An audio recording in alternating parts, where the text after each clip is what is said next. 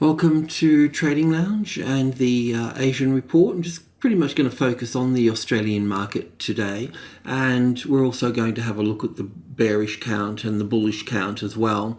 This is just a chart that was hand drawn during the GFC, and we'd been looking in the GFC this move down through here as wave A, and then we've moved all the way back up to the 61.8% mark, actually a bit higher for this wave B, and we've also moved down into 5,000 since that as well. So in the bigger picture, we've been looking basically for an A wave, a B wave, and a C wave coming back to around this point here. Normally you'd see the C wave come below this level here, so that's possible as well. It's just that it's probably more important to track 5 waves down through here, and with that in mind, yes, we can have a look at that situation. So just to tune in here a little bit, this wave B up here, and the next chart that we look at will start from this wave B here, and that's that wave B here. So a circle, half circle on this side just means that it's a full circle, that's all.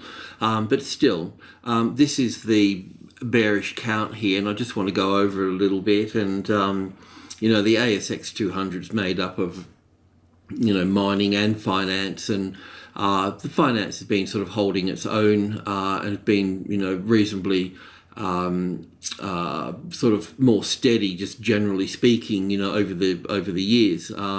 But the resource sector has and is still moving much lower and has potential for further lows as well. So the ASX can be sort of skewed around a little bit in terms of wave count. So we need to be a bit philosophical and take that on board a little bit as well. But with the, this is kind of more the banking sector pattern to a degree. And, even with the cash market for the XJO, the ASX200, this low here is the actual low, not this one here. So it would, we have to take this one here as the low and count 5 waves from here, 1 and 2 and 3, and a triangle pattern through to here, 4 and 5 down to here to make wave 1 here. Now, if this was going to be wave 1, wave 2 here, and then wave 3 here, which it could be, but the problem with that is that wave 4 has pulled up too high here. It's pulled up to the, well, that's pretty close to the 61.8% mark of this wave 2 here, where realistically as a wave 4 it should only pull up 38.2% or 38, 40, say 40%, not 60%. So it's probably more in tune with this being, in the banking sector, we've always labelled this as an A wave and a B wave and a C wave here, and that's reasonably valid as well, but we're looking at the possible bearish count here. So in this scenario here, we would look at wave 1 here, and in the banking sector, we would look at this as the A, the B, and the C wave here. Now the C wave here is a bit short here in that particular instance, but when we have a look at the banking sector, the XXJ, there is the financial sector as well, which is the XFJ, but the XXJ, just the banks, has this wave 2 here higher than this wave 1 here. So can I bring that up here? Yes, I can. This is just a chart that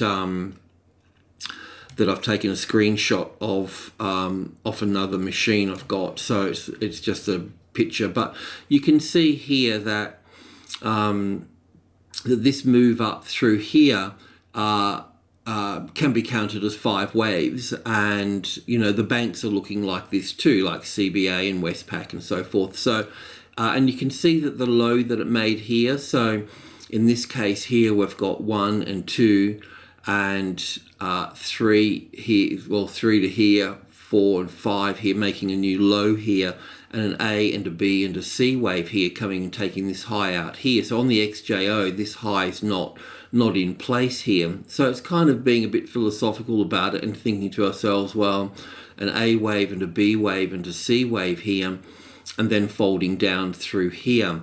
So if we take this picture here and look at the banking sector, that one of the banks, CBA will do, or Westpac, it doesn't really matter, CBA here. So in this case here, we've looked at it down as an A and a B and a C wave here.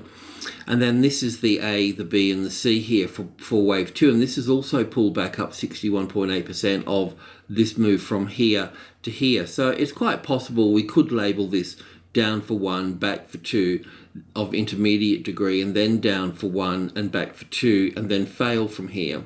So, you know, we know that the materials sector is is heading lower. You know, Rio and BHP, you know, you can just look at that on a weekly chart and you can just see the potential for it to move much lower. So, but we have to say that the banking sector here hasn't broken down yet. And what I wanted to point out here is that, you know, we can count this as an A and a B and a C wave here and fading from here and moving down here. But it also could be, you know, the start of a bullish count, because we've got this A, B, and C here, this 3-wave structure. It's not like we've got a 5-wave structure here.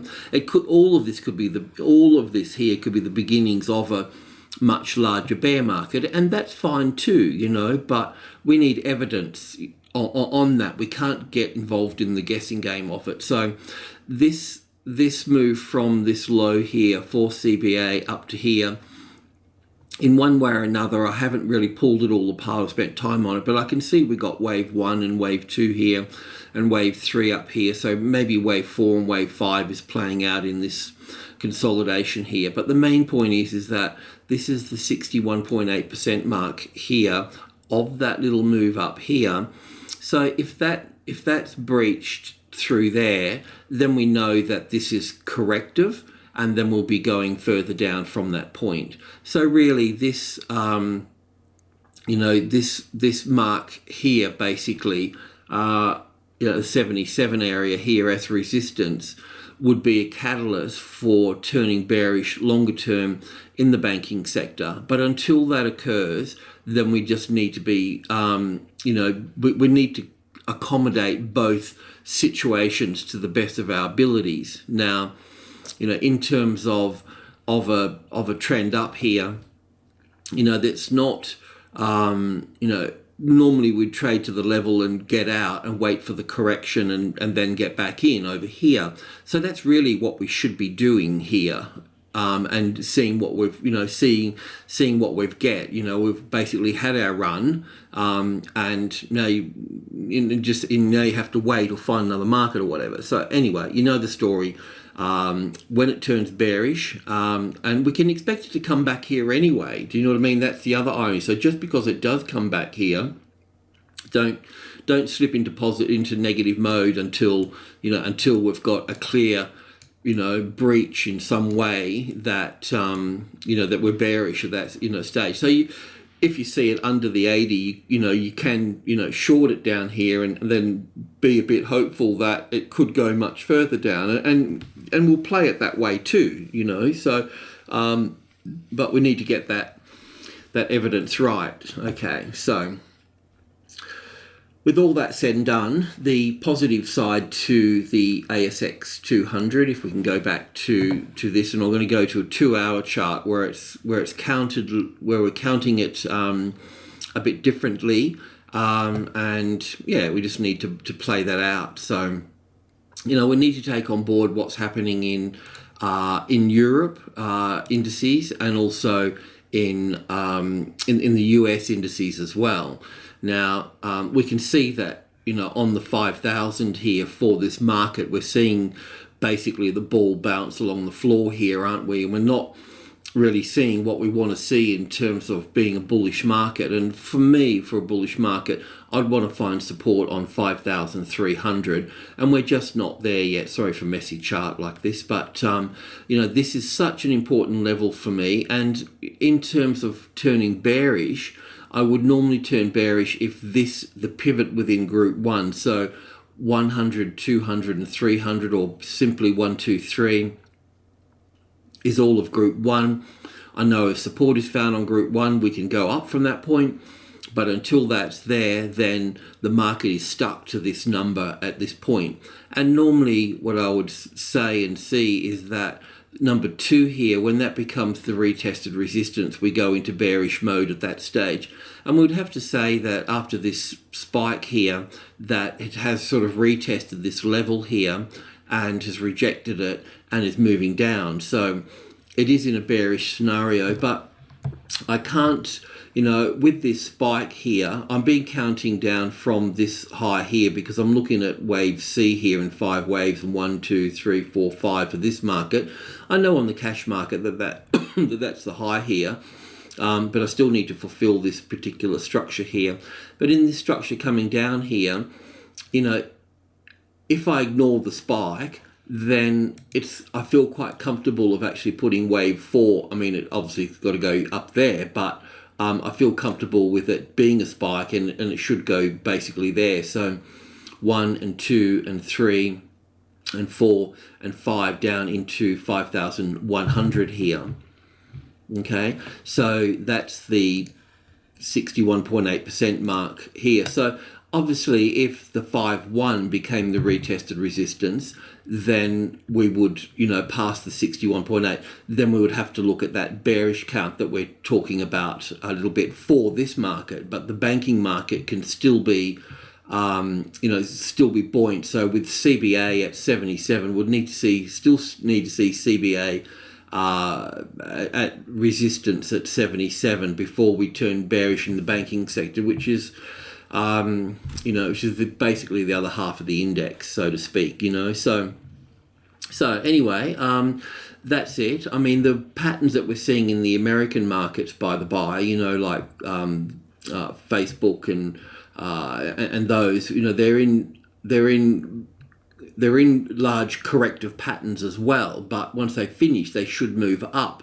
And I'm looking at these markets following up as well. So and the other thing too, I guess, is that once the 5,000 becomes the resistance here, then there's no question about the market moving lower from that point. So look, we're just working through everything, and everybody's got their opinions about things, and which is good. All I'm stating is that there's certain points that we have to wait for to confirm before we really take that side of things, because having an opinion is fine, but making money is more important in this case. So, but as it stands at the moment, we can see that the 5-2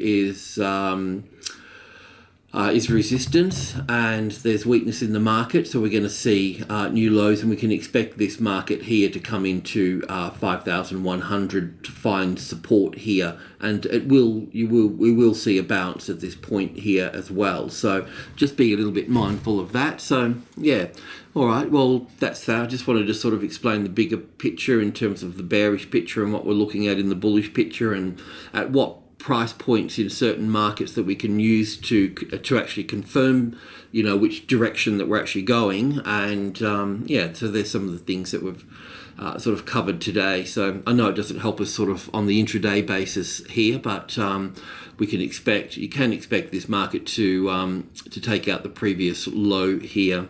All right, cheers.